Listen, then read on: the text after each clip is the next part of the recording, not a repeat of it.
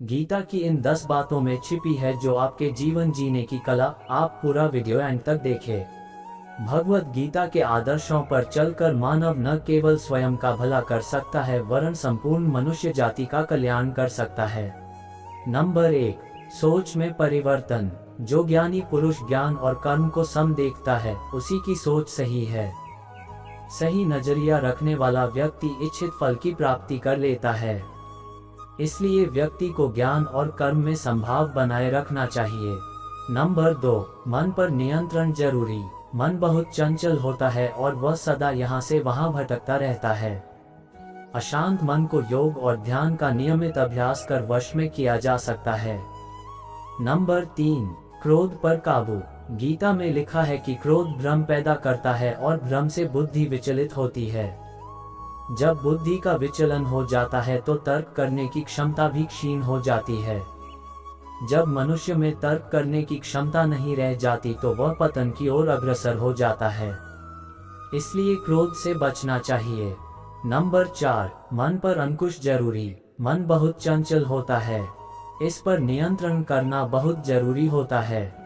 जो मनुष्य मन पर नियंत्रण नहीं कर पाते, ऐसे लोगों का मन उनके दुश्मन की तरह कार्य करता है और धीरे धीरे मनुष्य गलत राह की ओर अग्रसर हो जाता है। नंबर 5, आत्मचिंतन है आवश्यक। मनुष्य को हर दिन आत्मचिंतन करना चाहिए।